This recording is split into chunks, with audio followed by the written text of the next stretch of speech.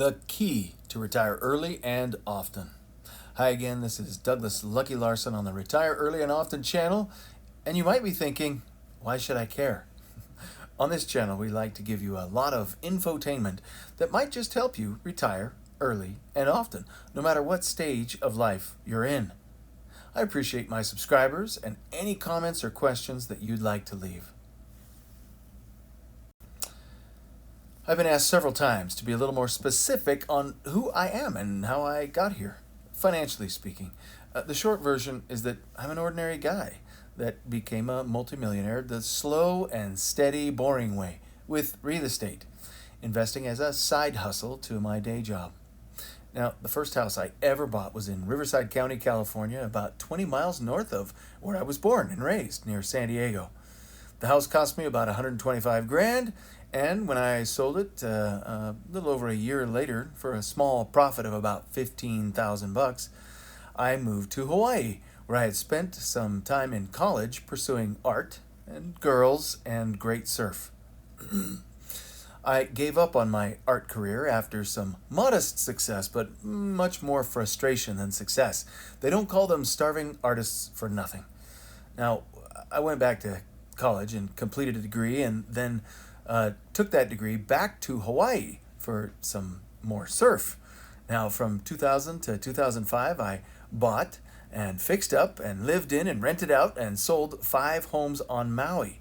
My yearly salary was decent, but the most I ever made was only about 80 grand. Typical years were about 65 to 75,000. And everybody I knew on Maui had complained just about every day about the high home prices and rent, and they simply thought that it was beyond their reach. The early 2000s were a great time to borrow money, and I could see that real estate was probably only going to go up. So I jumped in to afford my homes because really they were out of my budget. I usually had housemates, or I sectioned off a part of the homes to make ohana units or mother-in-law apartments. It was a great time for real estate, and I made quite a bit of money during that time, again, about 2000 to 2005. I had gone through a divorce while I was living on Maui, and that was in 2002. And I give it 0 stars, by the way. Do not recommend. Thankfully, my wife and I did not have any kids, so it wasn't too messy. But I still give it 0 stars. Single life on Maui, it can be fun, but I knew I wanted to get married again and have a family. And unless you like dope-smoking hippies that smell like incense and have armpit hair that you can literally braid, your options are a bit limited. I decided to expand my search, and eventually I met a wonderful woman from Utah who had also been through a divorce. I decided to move back to the mainland, and Utah, the state, has been my primary residence for over 17 years, even though I've invested out of state several times. Because of the real estate investments that I had made, I was able to then quit my day job and just focus on investing. Now, I've been married now to my wonderful wife for over 17 years. She has been amazing. Finding a great life partner and a soulmate is a huge part of my success and fulfillment. My wife, Lisa, has also been a huge help in my business with bookkeeping and payroll and even home design and staging. We have 3 awesome kids, and life is pretty busy, sometimes crazy, not always perfect, but it's good. What can I say? Real estate has been a huge key to our financial success. And even though we got burned a bit, like most people did in 07, 08, and 09, we did not lose one single property to foreclosure. I don't even think that we had a single 30-day late on any of our mortgage payments. But we did see our net worth drop by about half. And we went all of 2008 and 2009 with 0 income. Thankfully, we had sold some of our properties before things really got horrible, and we had some cash. It got us by, and when things looked a little better and we started investing again in 2010, there were some incredible opportunities, especially for people who had a little cash.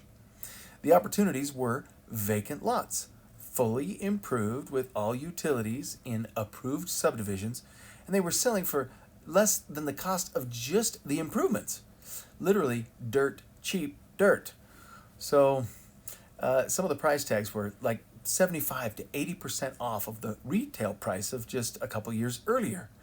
There were no loans at all available at that time for vacant land, so thankfully, with the little bit of cash that we had following the crash, we could buy 2 or 3 or even 5 lots at a time from banks and then sell them at a 30 or 50% or even 100% markup to small builders, one at a time. Now, we bought and sold about 24 lots like that, and it was pretty easy money, I'll be honest. After a couple years, I realized that even though that was good, some of those opportunities were starting to fade out, and what I really wanted was more passive income. Rental properties, single family homes seemed like the right play. Many people had lost their homes, but you know what? People like to live indoors, and the rental market was very solid. Homes were about half of the retail price from a couple years earlier, and instead of buying high-end condos and homes like I had started with in the ski town of Park City, instead I began investing in very ordinary homes in the blue-collar neighborhoods in West Salt Lake. No home runs, but solid base hit properties. We eventually used some 1031 exchanges to trade up here and there and keep paying down debt on the properties. Now, my goal had always been $2 million in net worth and about $10,000 a month in passive income. Well, a couple years ago, we got to about double on both of those milestones. Now, I'm still buying assets, but I'm being very choosy about what I buy. My kids are now age 15, 11, and 6, and they need more attention now than ever. Whenever I hear motivational gurus like Tony Robbins or Grant Cardone, and there's many others, I can't help but want to 10x everything. Just throw down, put it all in there. But you know what? I'm more than comfortable. And at some point, you just have to ask yourself, how much is enough? Now, I'm not the kind of guy who needs to own his own private island or his and hers Bugattis. Life is pretty good. The reason that I make these videos is because I see a lot of people who are discouraged and sad. They are distraught, especially over the last couple years because, they see that so many things have just gotten so expensive. They feel like they're being left behind. They're saying the same kind of things that I saw in Southern California where I bought my first house, or the 5 years I lived on Maui. They're frustrated with rent. They feel they can't purchase anything. They just feel like they've got nothing good ahead in their future. Well, you know what? There's never a perfect time to buy any assets because when prices are cheap for any asset, there's usually terrible financing or unbelievably negative sentiment or uncertain job prospects or whatever. When financing is easy or at least low interest, well, everybody's jumping in. Everybody wants on the bandwagon and they're buying homes or stocks or Bitcoin or NFTs or whatever, and they're bidding up the price again and again. Again, there's not a perfect time to buy, but there can always be good opportunities if you look hard and create the right terms. There's a lot of people who will tell you, oh, they've got it figured out. But most of the time, if they've only been doing it for a short time, they just got lucky. Can that lucky streak continue? Most of the people who are truly wealthy, generationally wealthy, have gone in it for the long term. I always like to give useful infotainment, not advice, because I'm just a guy on the internet. But hopefully you can use some of the information that I give you. If you are 20-something and just starting out, keep your expenses low and invest what you can. Hopefully in assets that pay you back, like maybe the top oil producers that give dividends, or maybe crypto that you can then lend out. I've heard of good things about Coinbase, or there's some other platforms out there as well. Maybe just learn some skills like plumbing or electric or car mechanics or high-end web design or sales. These skills can become a side hustle and eventually help you purchase assets or partner with the right people to really improve your future. If you're a little older than 20-something, I know where you're at, trust me. but you have no assets. The same thing will still work for you. Don't think it's too late. If you are already holding some assets and now just wondering what to do next because you see volatility in the stock market or in crypto or whatever, well, owning the right real estate might be the perfect next step.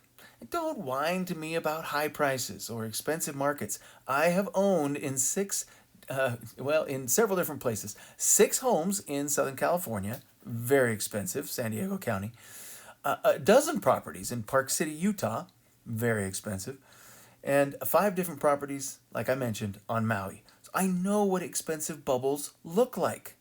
Now, if you are determined, you can find something that makes sense within 30 to 50 miles of where you live. Trust me on this. Even if we do experience a real estate price downturn, and let's say it's just as bad as the '07, '08, and '09 crash, well, I'll tell you what, landlords collecting rent really don't care about the price tag. The rents just keep coming in. And 5 or 10 years from now, your equity is going to be looking just fine, and you'll be well on your way to financial freedom. The title of this video is The Key to an Early Retirement Lifestyle. And if I can only give one key, it's not really real estate as the key. No, if I can only give one key, it's to say that you need to decide on what you really want and go after it one small but deliberate step at a time. Do not get distracted with mindless time-wasting activities that don't lead you to where you want to go. You don't have to do grand things each day, but small, little, incremental baby steps, but on a deliberate path. Those steps add up, and in 1 year, or 3, or 5, or 10, you will be amazed where you are. Please give us a thumbs up and subscribe and share our channel, and I hope to see you on the next video.